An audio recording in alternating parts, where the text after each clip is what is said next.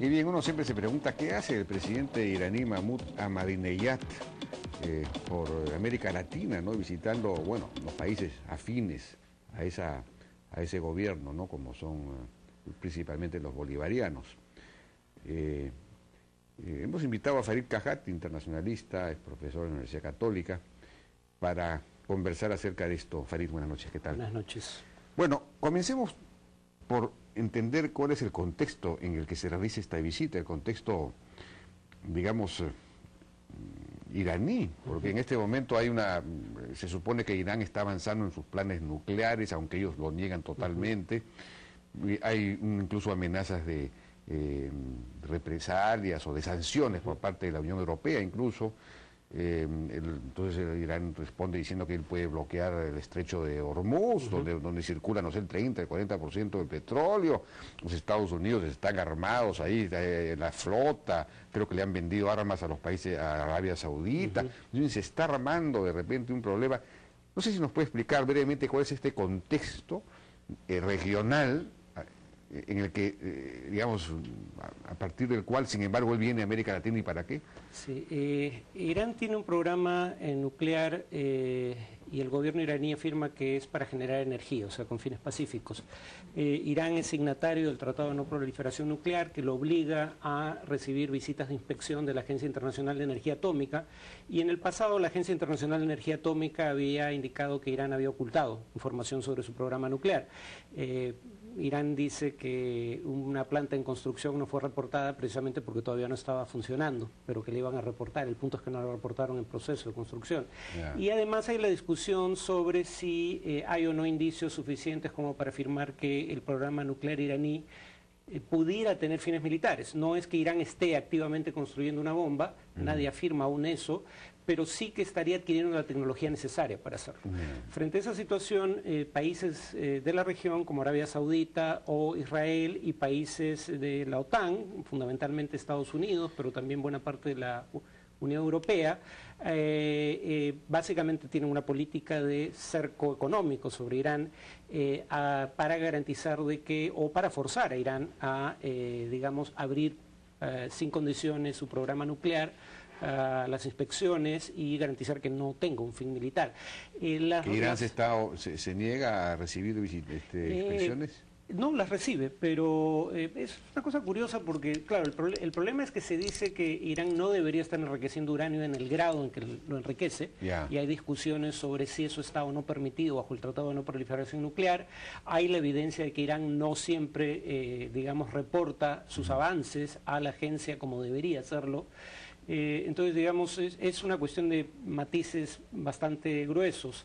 Se han aplicado diversas sanciones, pero las que vienen ahora son probablemente las que más claramente están dirigidas al programa, perdón, a la industria energética iraní. O sea, ahora esto sí sería algo muy parecido a un torpedo bajo la línea de flotación, porque finalmente más de la mitad de los ingresos fiscales dependen de las exportaciones de petróleo.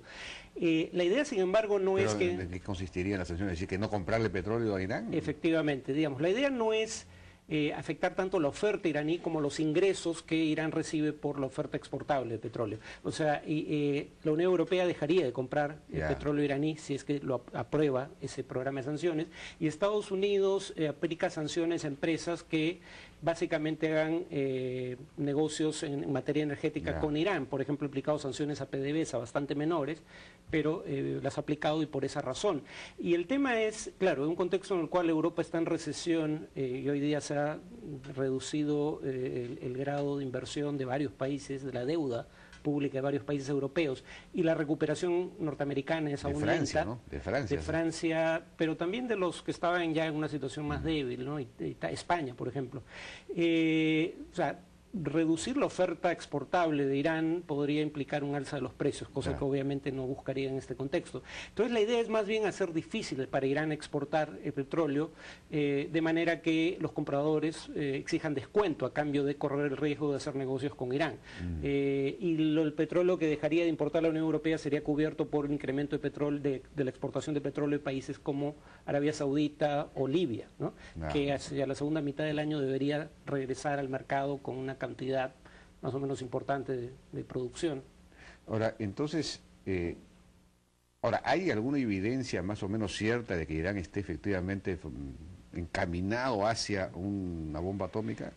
A ver, hasta hace 2 años el estimado de las agencias de inteligencia norteamericanas es que Irán no tenía un programa para desarrollar armas nucleares, ni tenía la tecnología para hacerlo, suponiendo que quisiera, y lo mismo decía la Agencia Internacional de Energía Atómica, pero bueno, el dirigente, el jefe de la Agencia Internacional de Energía Atómica, un egipcio que va a ser candidato a la presidencia de su país, era muy cuestionado por la OTAN y particularmente por Estados Unidos.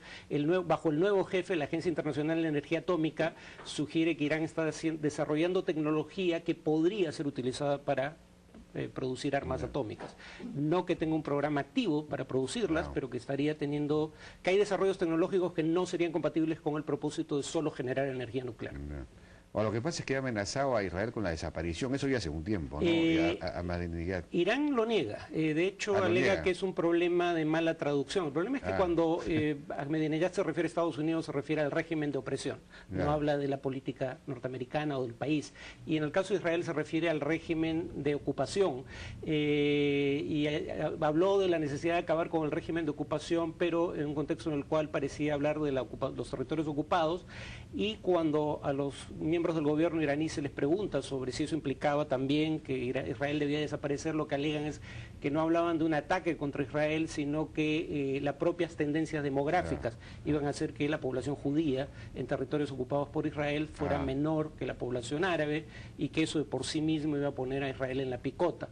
De hecho, ellos alegan que el ministro de Relaciones Exteriores israelí, Lieberman, dijo en su momento que había que utilizar los medios que utilizó Estados Unidos para derrotar a Japón en Gaza, y ellos dicen, bueno, eso podría interpretarse como que estaba proponiendo lanzar una bomba atómica. Sin embargo, esa interpretación no suele hacerse en medios occidentales, ¿no? ¿Cuál es la posición de Rusia y de China frente a Irán, frente a este tema nuclear? Rusia y China han apoyado sanciones contra empresas e individuos específicos en Irán, en el Consejo de Seguridad de la ONU, pero el criterio es que las sanciones que están dispuestos a apoyar no son fundamentales, porque si no se afecta a la industria energética iraní, el efecto económico de las sanciones, por lo menos sobre el Estado, que sería al que habría que afectar, no va a ser suficientemente severo como para que Irán esté dispuesto a hacer concesiones en el tema nuclear. Por eso la Unión Europea y Estados Unidos aplican a su vez por su cuenta sanciones que son paralelas a las de Naciones Unidas, pero son bastante más severas. Pero no me quedó claro el asunto de si no conviene que efectivamente en este momento suba el precio del petróleo, no va a poder haber sanciones de bloqueo a las ventas del petróleo. La idea básica es dificultar las ventas de modo tal de que los compradores de Irán exijan descuentos a cambio de hacer negocios. Por ejemplo, mencioné que PDVSA tuvo sanciones del gobierno americano por hacer negocios, de hecho por exportar petróleo refinado, porque Irán no tiene la capacidad para refinar suficiente petróleo para su consumo interno. Entonces la idea básica es que si tiene un costo en materia de sanciones hacer negocios con la industria energética iraní, quienes hagan negocios con Irán van a exigir precios menores. Entonces reducir los ingresos que Irán obtiene por sus exportaciones, no reducir las exportaciones. De acuerdo, sin afectar entonces el precio. Ahora, ha habido estas noticias de hace 2 o 3 días, de un asesinato de un científico iraní que estaba en este proyecto nuclear, y parece que no es el primero, sino que hay como 2 asesinatos, el cuarto asesinato o atentado, digamos, contra científicos iraníes vinculados al proyecto nuclear. Eso no sé, parece sospechoso. Sí, Irán culpa a Israel y a Estados Unidos, y es sintomática la diferencia en las reacciones de ambos países. Estados Unidos ha negado toda implicación. Yo no sé si sea o no verosímil esa negativa, pero en todo caso ha negado cualquier participación. El jefe de Estado Mayor conjunto de las Fuerzas Armadas israelíes, compareciendo ante una comisión del Congreso de su país, dijo que este año Israel debería esperar otros sucesos extraños como ese, ¿no? Básicamente aceptando... Entonces debería ser Israel, entonces. Todo parece indicar que es Israel. Israel no niega su participación en estos hechos. De hecho, Irán dice que, y ese es parte del problema, que los inspectores de la Agencia Internacional de Energía Atómica serían quienes le dan información a Israel. No se ha probado, pero hay antecedentes en el caso de Irak que parecen sugerir que cosas como esa pueden ocurrir, ¿no? Pero entonces la cosa podría calentarse rápidamente, ¿no? Porque si efectivamente Irán ejerce su amenaza de bloquear el estrecho de Hormuz, pero ahí también se perjudicaría a sí mismo, supongo. No entiendo bien esa amenaza. Yo creo que es un bluff, claro. Digamos, en el sentido de que cuando Irán lanzó ese bluff, los mercados lo tomaron suficientemente en serio como para que el petróleo subiera 4%, ¿no? Cosa que obviamente le conviene a Irán. Sin embargo, claro, para que Irán apele a medidas de ese tipo, suponiendo que además pueda hacerlo, creo que es posible, pero es discutible, tendría que haber sido víctima de ataques militares masivos. O sea, en circunstancias normales, el propio Irán sería una víctima de un cierre del estrecho de Hormuz. O sea, sería un poco la estrategia de Sansón. Tiro las columnas y muero yo en el intento. Sansón junto con todos los filisteos. Bueno, pero entonces pero al mismo tiempo ha hecho unas pruebas de misiles, ¿no? Es decir, como diciendo, eso me imagino que es una amenaza a Israel.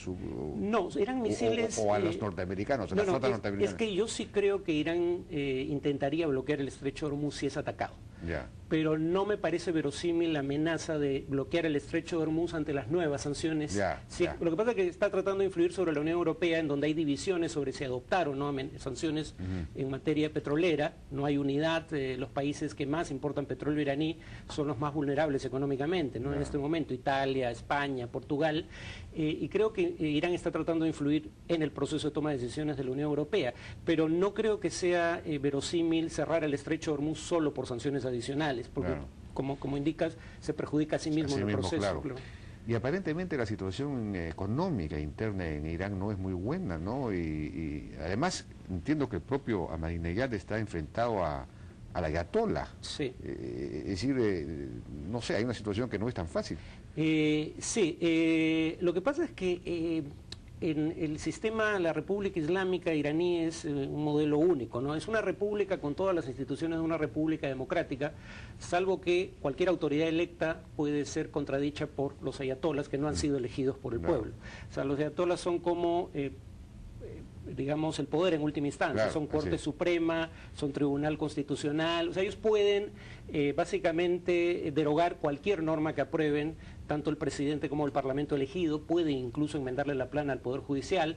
Entonces, digamos, hay elecciones, hay instituciones republicanas, pero no tienen poder real. El problema con Ahmadinejad es que él sí ha logrado, en base a un cierto apoyo popular, no mayoritario, pero que sí existe en sectores de la población, y apoyo de sectores de las Fuerzas Armadas, ha logrado una base de poder propio.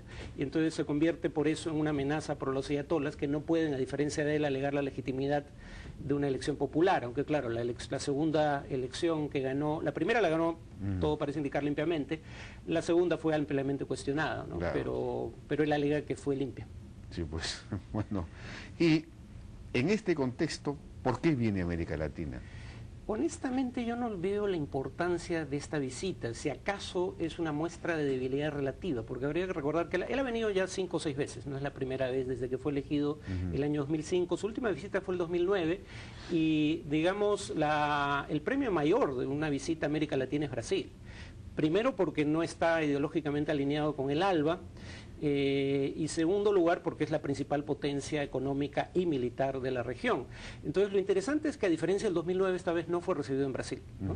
Pese a que Brasil es el principal socio comercial de Irán en América Latina, Dilma Rousseff, a diferencia de Lula, sí ha votado en contra de Irán cuando se acusa al régimen iraní con razón de violaciones a derechos humanos en el Consejo de Derechos Humanos de Naciones Unidas.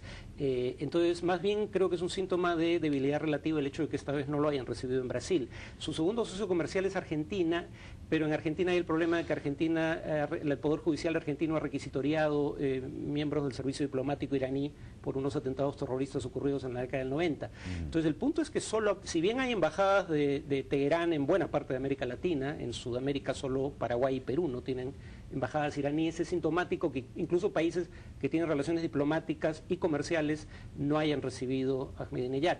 Y no ha firmado virtualmente nada de interés. No ha firmado nada.